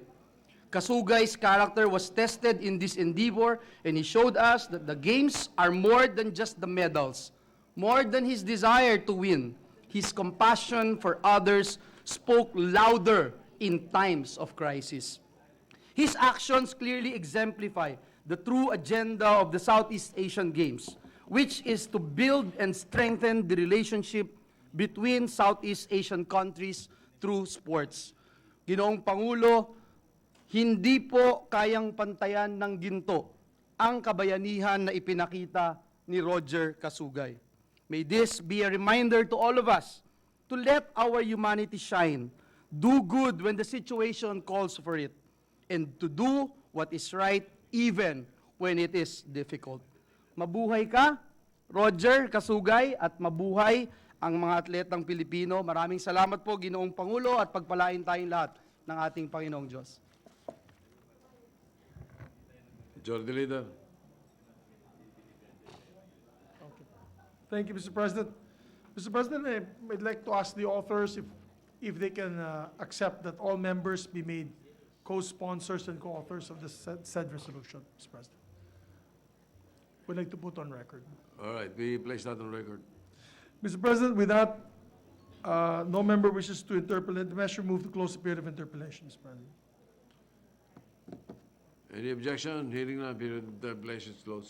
No member wishes to make amendments. We move to close the period of amendments, Mr. President. Hearing no objection, period of amendments closed. Mr. President, I move that we approve approve Senate Resolution number 230, taking consideration number 258. I so move. Any objection?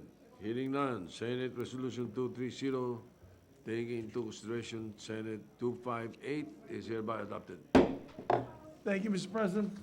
Mr. President, may we suspend session so that we can give the parchment to the gentlemen of and women of the La Union team, and then proceed towards, La Union team, and proceed towards our caucus. All right, and then we invite all senators into an all-senator Yes, caucus. all-member caucus. In the Senators' Lounge while we suspend the session. Yes. Session suspended. Thank you.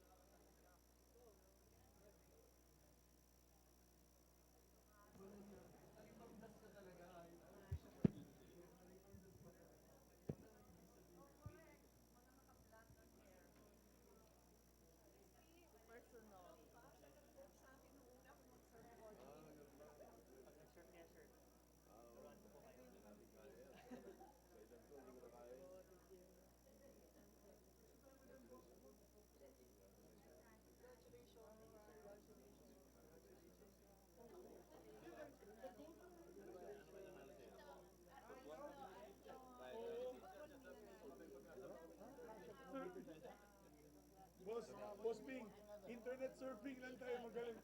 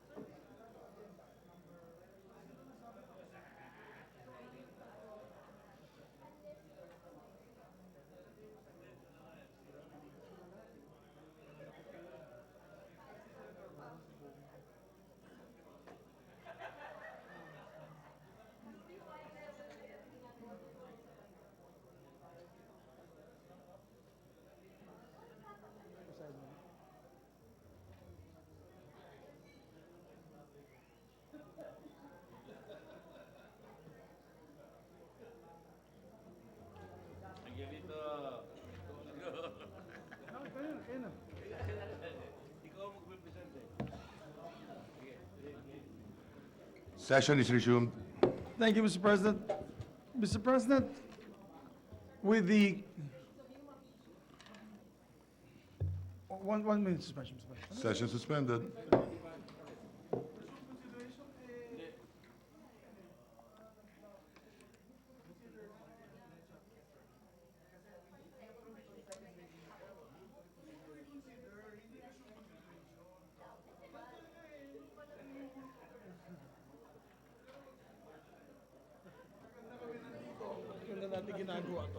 Ready to resume, Mr. President. Session is resumed.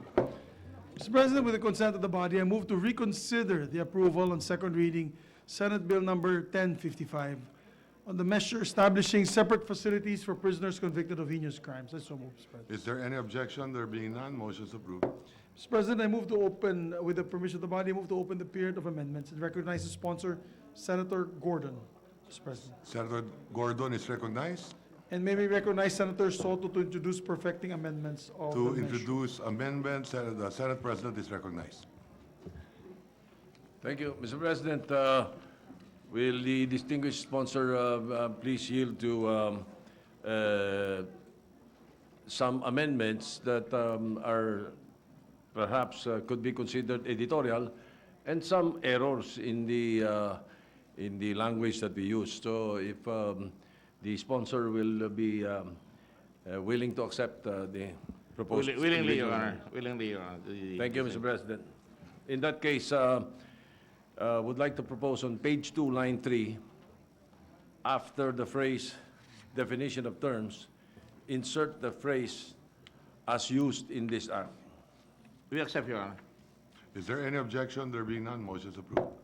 Thank you, Mr. President. On the same page, line 5, after the phrase heinous crimes and delete the phrase are convicted of and replace the same with sentenced to. We accept, Your Honor. Is there any objection? There being none, motion is approved. Thank you, Mr. President. On the same page, line 6 onwards, after the phrase life imprisonment, delete the phrase shall be considered as high-level offenders. Also, the sentence that starts with the words heinous crimes on line 7 until orderly society in line 13, as this phrase is already defined in section 3D of the bill. So it's just a redundancy, Mr. President. Accepted, Your Honor. Is there any objection? There being none, motion is approved. Thank you, Mr. President. On the same page, line 14, replace the word inmates with inmate. Just remove the S, Mr. President. Accepted, Your Honor. Is there any objection? There being none, motion is approved.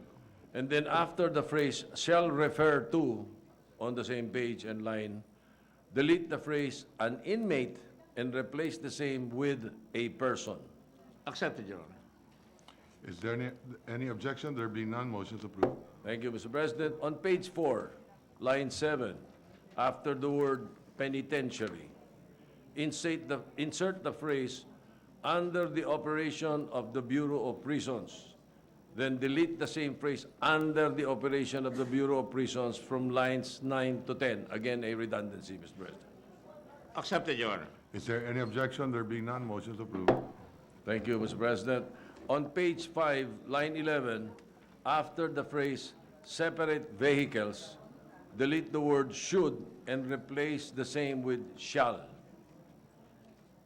Accepted, Your Honor. Is there any objection? There being none, motion is approved. Thank you, Mr. President. On the same page, still on page 5, line 15, delete the phrase heinous crime facility and replace the same with heinous crimes facility. The use of the capital letters is to denote the proper name of the facilities being established under the proposed bill. Heinous crimes facilities, all the first letters capitalized, Mr. President. We accept, Your Honor. Is there any objection? There being none, motion is approved. Thank you, Mr. President. On page 6, line 4, replace the word crime with crimes. This is to ensure the consistency in the use of the heinous crimes facility or heinous crimes facilities as appropriate, Mr. President. Accepted, Your Honor. Is there any objection? There being none, motion is approved. On the same page, line 5, replace the word crime with crimes. Accepted, Your Honor. Is there any objection? There being none, motion is approved. On the same page, line 5, after the word separate, delete the preposition in and replace the same with from. Just a question or query. Is it on the same page, line 7 or line 5? Line 7, sir. Okay, because I heard line 5. Line 5? You said line 5. Did I say line 5? No, I'm sorry. Same page, line 7, after the word separate. Oh, wait. We accept, Your Honor. Is there any objection? There being none, motion is approved. On the same page, line 8, still page 6. Line 8, replace the word crime with crimes. Accepted, Your Honor. Thank you. Is there Mr. any President. objection? There being none, motion is approved. Thank you. Still on the same page, line 12, replace the phrase facility with facilities and delete the phrase for heinous crimes. Accepted, Your Honor. Is there any objection? There being none, motion is approved. On the same page, line 14, replace the word crime with crimes. Accepted, Your Honor. Is there any objection? There being none, motion is approved. Thank you. On the same page, line 17, delete the word with. That's all. Accepted, Your Honor. Is there any objection? There being none, motion is approved. On page 7, line 8, delete the word are and replace the same with shall be. Accepted, Your Honor. Is there any objection? There being none, motion is approved. On the same page, line 20, between the words any and forensic laboratories, insert the words of the government. We accept, Your Honor. Is there any objection? There being none, motion is approved. Thank you, Mr. President. Just a few more. On page 8, line 16, after the word monitor, replace the phrase its proper implementation with the proper implementation of this act. We accept, Your Honor. Is there any objection? There being none, motion is approved. On the same page, line 18, replace the words make sure with ensure. So long as it doesn't mean the drink for old people, Your Honor. Yes. We accept, Your Honor. Thank you. Is there any objection? There being none, motion is approved. On the same page, line 19, replace the word systems with system. We accept, Your Honor.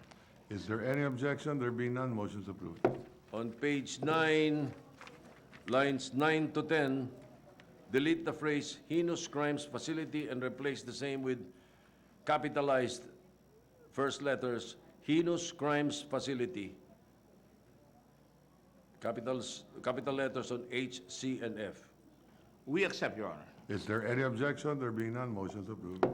On the same page, line 11, delete the phrase heinous crimes facility and replace the same with heinous crimes facility using capital letters H, C, and F. We accept, Your Honor.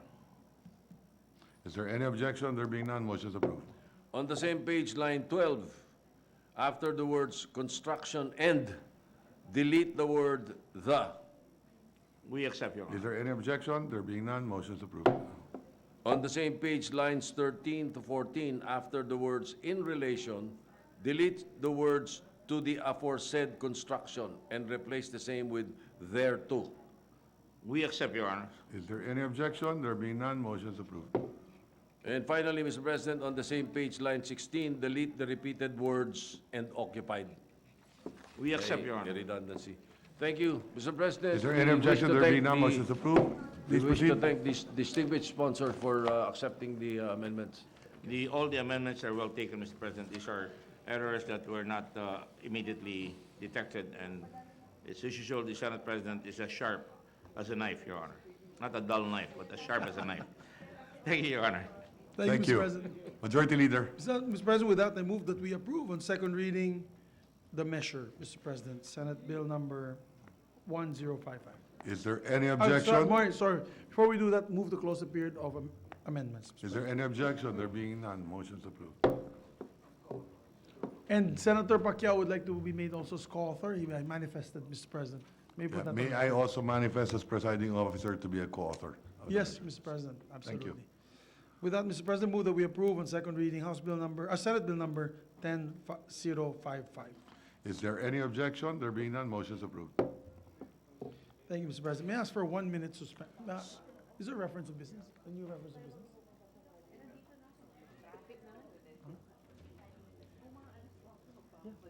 Senator Bong? May I ask for 1 minute suspension? Session suspended. Hindi kasi wala.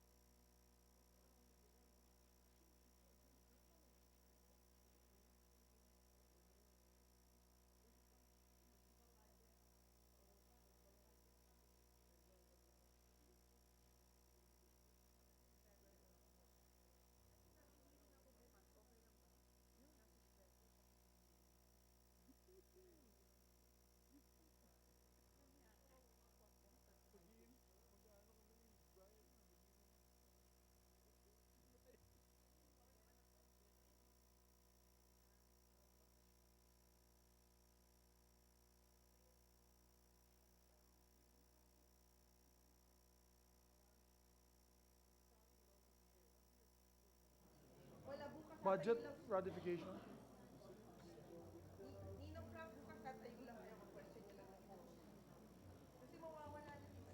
Hindi, 5 o'clock, adjourn na tayo bukas. Session decision. Thank you, Mr. President. No other matters to take up today, and we're waiting for ratification of the budget, hopefully by tomorrow. Mr. President, I move that we suspend session until 3 o'clock in the afternoon, Wednesday, December 11, 2019. Is there any objection? Hearing none, session is suspended until 3 o'clock in the afternoon of Wednesday, December 11, 2019. Thank you, Mr. President.